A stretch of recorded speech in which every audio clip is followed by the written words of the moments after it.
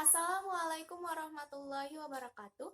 Saya Umun Afifah dari kelas 12 MIPA 4. Pada kesempatan ini, saya dan teman-teman saya akan membahas suatu bab, yaitu radiasi gelombang elektromagnetik.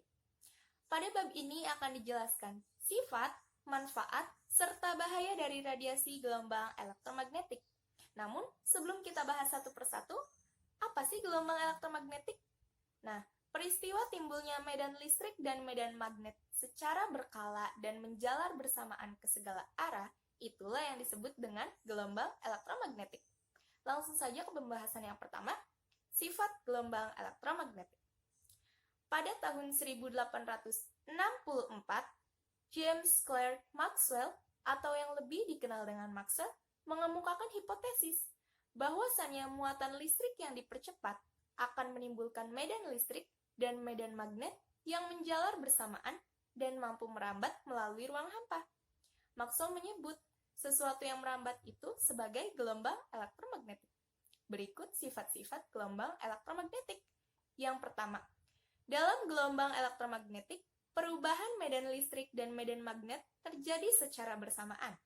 Yang kedua, gelombang ini tidak membutuhkan media rambat. Artinya, gelombang elektromagnetik mampu merambat sekalipun dalam ruang hampa. Contohnya, luar angkasa. 3. Termasuk ke dalam gelombang transversal. Karena penjalaran medan listrik dan medan magnetnya tegak lurus terhadap arah rambatnya. Yang keempat, arah medan listrik dan medan magnet dalam gelombang tegak lurus.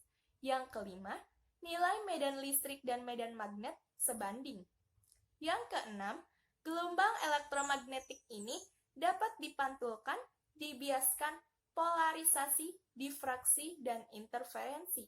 Dan yang ketujuh, laju gelombang elektromagnetik dalam ruang hampa sama dengan kecepatan cahaya.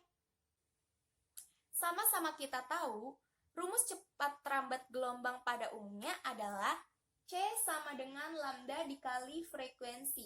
Artinya, cepat rambat gelombang dipengaruhi oleh panjang gelombang dan frekuensi. Namun, pada persamaan gelombang Maxwell, C sama dengan 1 per akar mu 0 dikali epsilon 0.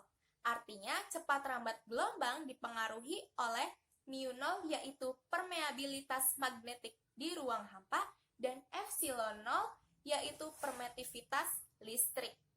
Sehingga dihasilkan C sama dengan 3 kali 10 pangkat 8 meter per sekon.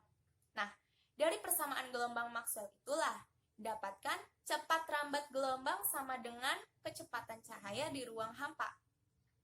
Dari situlah Maxwell menyebut gelombang elektromagnetik itu tidak lain adalah cahaya. Baik, materi selanjutnya akan dilanjutkan oleh teman saya. Perkenalkan, nama saya Renita Nurfadilah dari 12 MIPA 4. Pada kesempatan kali ini saya akan menjelaskan tentang spektrum gelombang elektromagnetik beserta gelombang radio. Pasti kalian bertanya-tanya, spektrum gelombang elektromagnetik itu apa? Jadi spektrum gelombang elektromagnetik itu spektrum kontinu di mana masing-masing jenis gelombang elektromagnetik yang berbeda didefinisikan dalam rentang panjang gelombang tertentu. Jadi gelombang elektromagnetik itu dibentuk oleh medan magnet dan medan listrik yang saling merambat tegak lurus. Terus penghasil gelombang elektromagnetik itu juga berbeda-beda. Beberapa di antaranya dihasilkan oleh nuklir atau atomik yang di dalamnya memuat fisika kuantum. Terus tiap-tiap spektrum itu memiliki panjang gelombang yang berbeda-beda juga. Jadi nggak sama. Spektrum gelombang elektromagnetik ini terdiri dari 7. Yang pertama, gelombang radio, gelombang mikro, sinar inframerah, cahaya tampak, sinar ultraviolet, sinar X, dan sinar gamma. Pasti kalian juga bertanya-tanya, gelombang radio itu apa? Jadi, gelombang radio itu gelombang elektromagnetik terpanjang dengan frekuensi terendah dalam spektrum gelombang elektromagnetik. Gelombang radio ini memiliki panjang sekitar 103 meter dan frekuensi sekitar 104 Hz. Sumber gelombang ini berasal dari rangkaian osilator elektronik yang bergetar. Rangkaian osilator tersebut terdiri dari komponen resistor, induktor, dan kapasitor. Spektrum gelombang radio dimanfaatkan manusia untuk teknologi radiofon, telepon genggam, pesawat televisi, dan pesawat radio. Menurut saya, teknologi itu pasti ada sisi positif dan ada sisi negatifnya. Sisi positifnya jika digunakan dengan baik, dan sisi negatifnya itu jika digunakan secara berlebihan. Jenis spektrum elektromagnetik yang kedua adalah gelombang mikro.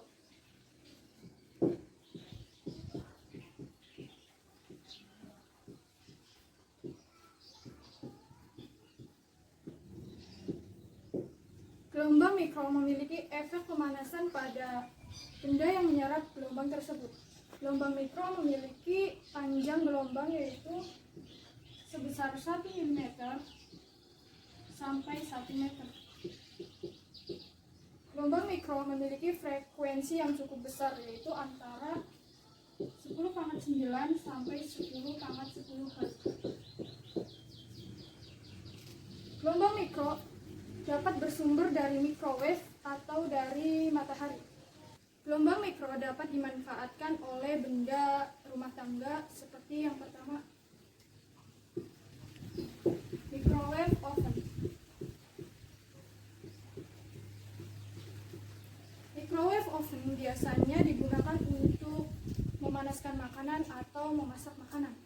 Nah, cara kerja microwave oven itu dengan cara dia mengeluarkan pancaran gelombang mikro yang kemudian gelombang tersebut diserap oleh makanan. Namun microwave oven memiliki kelemahan yaitu jika suatu benda atau wadah yang digunakan untuk makanan tersebut dimasukkan ke dalam oven, tidak sembarang wadah untuk dimasukkan ke dalam microwave oven. Wadah tersebut harus memiliki sifat yang safety terhadap microwave, seperti plastik safety microwave atau melanin safety microwave. Karena jika tidak memiliki keamanan terhadap microwave, maka wadah tersebut dapat merusak makanan. Oh ya, microwave oven juga tidak bisa dimasuki oleh panci, karena gelombang mikro tidak dapat menembus panci sehingga makanan nantinya tidak akan panas atau tidak akan matang. Manfaat yang kedua gelombang mikro itu bisa digunakan oleh radar.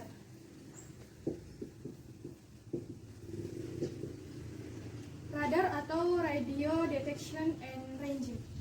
Sistem ini memancarkan sinar gelombang mikro yang ditunjukkan kepada suatu objek dan kemudian radar ini akan menerima pantulan dari objek tersebut berupa gelombang yang nantinya itu untuk menentukan jarak, posisi, kecepatan objek tersebut.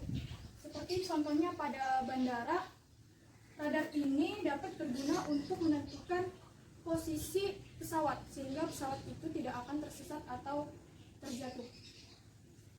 Untuk persamaan perhitungan radar itu dapat dirumuskan dengan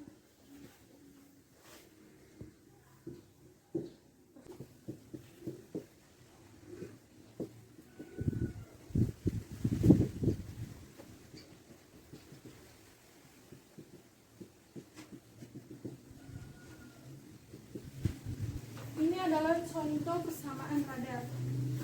Kita akan coba menghitung contoh soal dari persamaan radar. Gelombang radar mendeteksi suatu benda. Jika sinyal yang dipancarkan dan kembali lagi ditangkap oleh radar membutuhkan waktu 0,4 second, jarak benda tersebut ke radar adalah. Kita tahu yang diketahui dari soal ini adalah delta T sama dengan 0,4 second. C itu sudah ditentukan yaitu 3 kali 10,8 meter per sekon. Dan rumusnya adalah yang ditanyakan adalah jarak benda. Ditanyakan adalah S. S sama dengan C delta T 2. C sama dengan 3 dikali 10 sama 8. Terus dikali waktu 0,4, kemudian dibagi 2.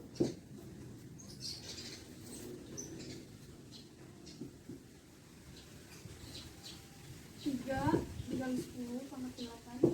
Ini disederhanakan menjadi 4 dikali 10 pangkat 1 per 2. Ini dikali dengan 12 berarti ini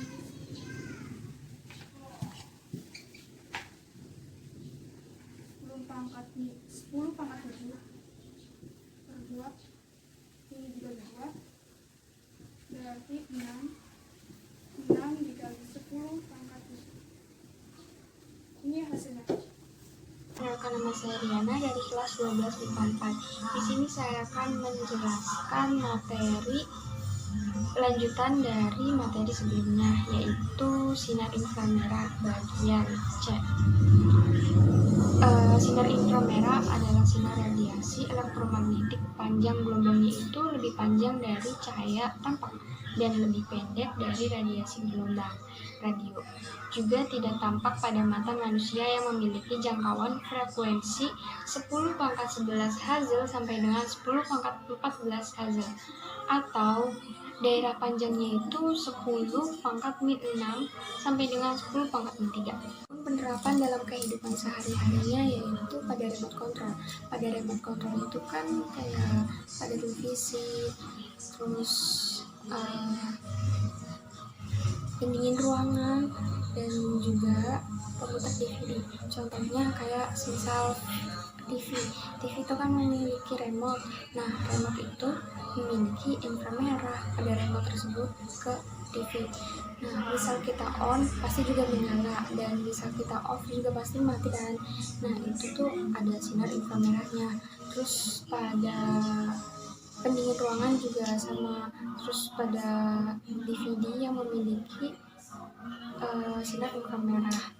Terus yang kedua ada dalam kesehatan. Dalam kesehatan yaitu dengan menjaga ginjal, menjaga liver, terus mensekresi darah, terus kayak membersihkan darah, mengeluarkan racun dalam tubuh dengan cara mendiasikan sinar inframerah itu ke dalam tubuh kita. Jadi itu bisa kedeteksi gitu.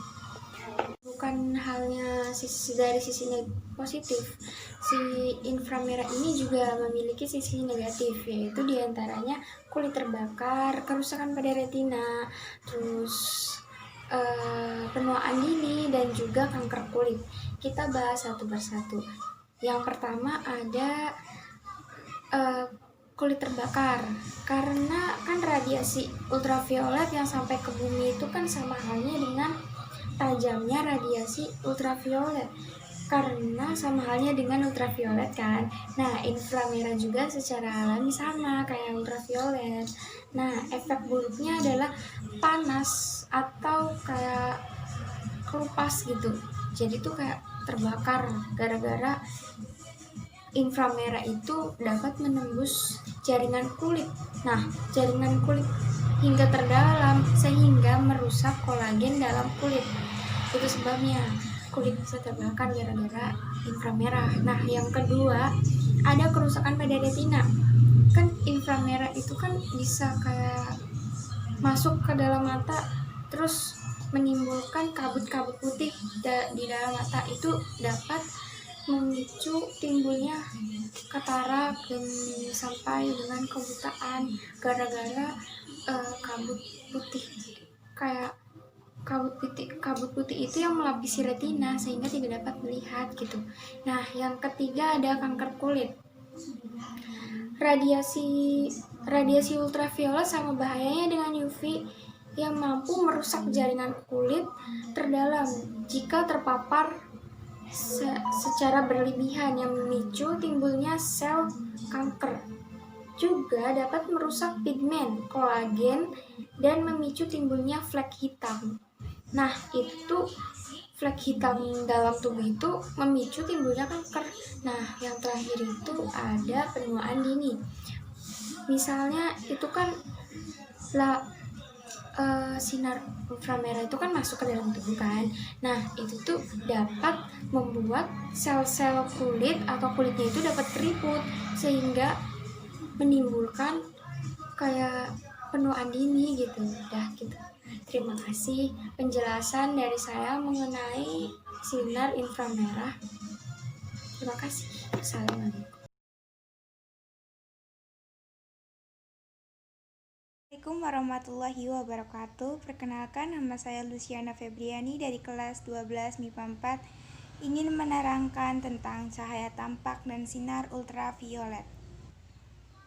Cahaya tampak atau bisa disebut juga dengan cahaya putih yang tersusun dari 7 warna yang kita bisa lihat dalam pelangi. Sinar tampak atau cahaya mempunyai daerah frekuensi yang cukup sempit, yaitu 10⁻15 Hz. Cahaya tampak diperlukan mata agar kita bisa melihat benda, dan benda dapat terlihat oleh kita karena memantulkan cahaya tampak. Oleh karena itu, pada malam gelap gulita, kita tidak bisa melihat benda sama sekali. Cahaya tampak juga dapat digunakan pada alat pengering surya, kompor surya, pemanas ruangan, pendingin ruangan, distilasasi surya, baterai fotovoltaik, dan laser.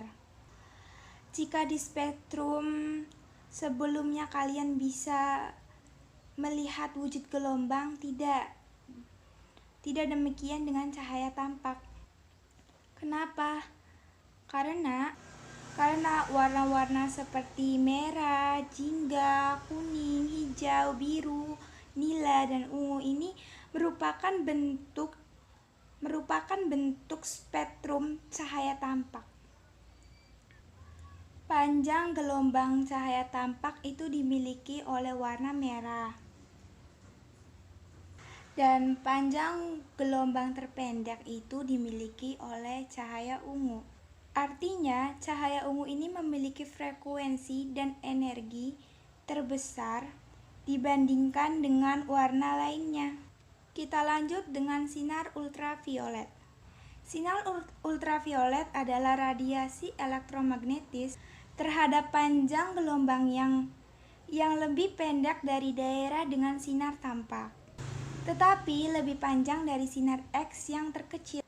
Sinar UV mempunyai frekuensi 10⁻15 Hz sampai 10⁻16 Hz. Dan sinar ini dapat dihasilkan oleh sinar matahari. Namun, sinar UV juga dapat diproduksi oleh atom dan molekul dalam loncatan atau nyala listrik. Sinar ultraviolet yang sampai ke bumi hanyalah ultraviolet dekat, karena sinar UV yang memiliki panjang gelombang di bawah 290 nm habis diserap oleh ozon dalam atmosfer.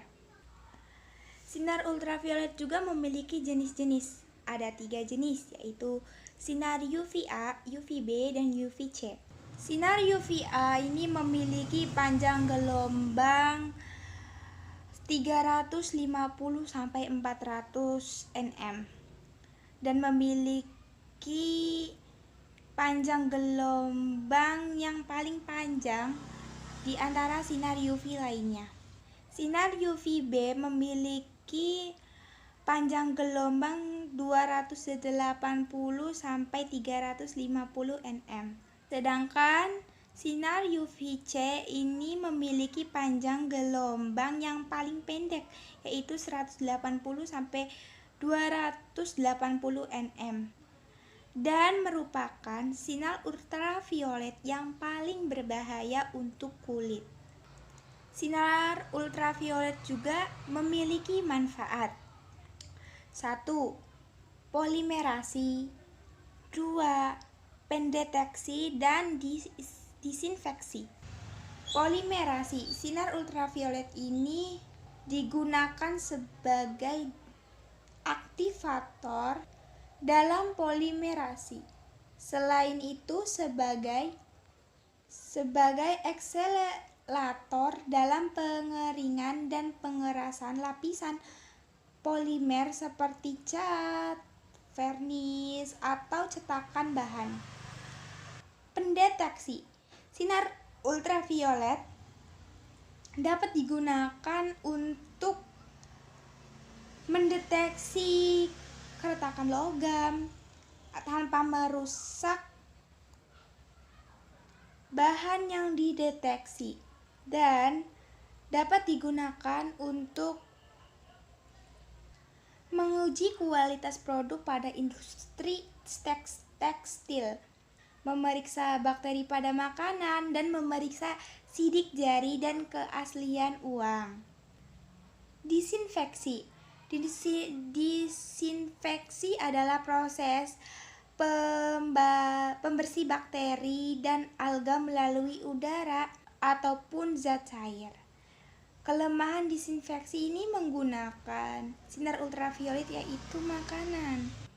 Makanan yang permukaannya kasar tidak akan terdisinfeksi secara sempurna, dan ada beberapa makanan yang berubah warna maupun rasa jika disinari dengan sinar ultraviolet. Terapi sinar. Radiasi sinar ultraviolet dapat mengubah vitamin D menjadi vitamin. Sinar terapi. Radiasi sinar ultraviolet dapat mengubah provitamin D. Wassalamualaikum warahmatullahi wabarakatuh. Kenalkan, nama saya Reno Oktaviani dari kelas 12 IPA. Di sini saya akan menjelaskan tentang sinar X dan sinar gamma. Yang pertama kali saya akan jelaskan adalah sinar X.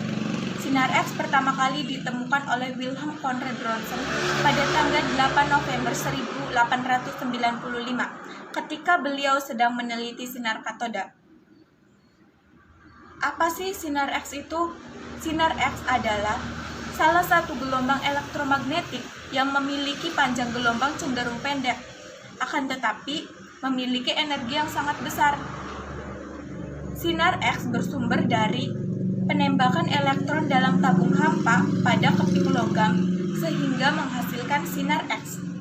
Sinar X memiliki daerah frekuensi 10⁻16 Hz sampai 10⁻20 Hz. Sinar X memiliki manfaat dalam kehidupan sehari-hari. Apa sih manfaat dalam kehidupan sehari-harinya? Yang pertama, dalam bidang kesehatan. Pemanfaatan radiograf atau gambar foto sinar X digunakan untuk memperlihatkan kecacatan tulang, mengedeteksi tulang yang patah, dan memperlihatkan organ dalam tubuh. Serta pemanfaatan radioterapi digunakan untuk memusnahkan sel-sel kanker. Yang kedua, dalam bidang perindustrian. Pemanfaatannya digunakan untuk melihat kecacatan bagian dalam mesin, memperbaiki rekahan pipa logam, dan dinding konkrit. Yang ketiga, di lapangan pesawat terbang, sinar X digunakan untuk memeriksa barang-barang dan tas penumpang, serta masih banyak manfaat lainnya. Selain memiliki manfaat, sinar X juga memiliki bahaya pemanfaatannya. Apa aja sih bahaya pemanfaatan sinar X itu? Yang pertama, paparan radiasi dosis tinggi selama jangka waktu tertentu bisa menyebabkan penyakit sindrom radiasi akut seperti pingsan, kebingungan, mual, muntah, diare, rambut menjadi rontok, luka pada mulut dan kulit, serta terjadinya pendarahan. Yang kedua, bahaya efek jangka pendek bisa menyebabkan perubahan warna kulit, mual, muntah, diare, dan jumlah sel darah rendah. Yang ketiga, ada bahaya efek jangka panjang bisa menyebabkan mulut kering, terjadinya katarak, dan kesulitan untuk menelan. Yang keempat, menyebabkan gangguan anemia aplastik atau kondisi kesehatan di mana tubuh berhenti dalam memproduksi sel darah yang baru. Yang kelima, pada wanita hamil bisa menyebabkan resiko semua jenis kanker, tumor sistem saraf, dan penyakit leukemia pada saat janin itu telah lahir. Yang keenam, meningkatkan resiko terjangkitnya kanker. Yang ketujuh, meningkatkan resiko kerusakan genetika. Yang kedelapan, membunuh sel-sel dalam tubuh, baik itu sel kanker maupun sel yang sehatnya. Selanjutnya, saya akan menjelaskan tentang sinar gamma. Sinar gamma pertama kali diamati oleh seorang ahli kimia yang berasal dari Prancis. Ia bernama Paul Villard pada tahun 1900 ketika ia sedang mempelajari radiasi dari radio. Apa sih sinar gamma itu? Sinar gamma adalah gelombang elektromagnetik yang memiliki daya tembus yang sangat kuat sehingga dapat menembus pelat besi tipis. Sinar gamma berasal dari inti atom yang tidak stabil sehingga dapat menghasilkan sinar gamma. Sinar gamma memiliki daerah frekuensi antara 10⁻20 Hz sampai 10⁻25 Hz. Sinar gamma memiliki manfaat. Apa aja sih manfaatnya? Yang pertama, bisa digunakan untuk memusnahkan sel kanker, tumor, kelainan lainnya yang dikenal dengan gamma knife. Gamma knife adalah salah satu metode terapi sinar X yang digunakan untuk mengobati tumor dan kelainan tanpa membuka tulang tengkorak. Yang kedua, radiasi sinar gamma dimanfaatkan untuk menghancurkan sel-sel yang jahat sementara menjaga sel-sel yang baiknya. Yang ketiga, membunuh bakteri. Bisa digunakan untuk mensterilisasi makanan, minuman, dan peralatan dokter untuk melakukan operasi. Yang keempat, pembentukan bibit unggul pada tanaman dapat melaksanakan dengan pemanfaatan radiasi gelombang elektromagnetik sinar gamma, misalnya pembentukan bibit unggul pada tumbuhan padi. Yang kelima, memecahkan pipa bocor di bawah tanah. Dengan kita memanfaatkan ilmu fisika, khususnya gelombang elektromagnetik sinar gamma, kita dapat mengedeteksi pipa bocor yang ada di bawah tanah. Nah, selain memiliki manfaat, sinar gamma juga memiliki bahayanya. Yang pertama, dapat merusak atmosfer serta satelit. Yang kedua, menyebabkan kematian yang paling besar bila terjadinya perang nuklir. Sekian dari kami, kurang lebihnya mohon maaf. Wassalamualaikum warahmatullahi wabarakatuh.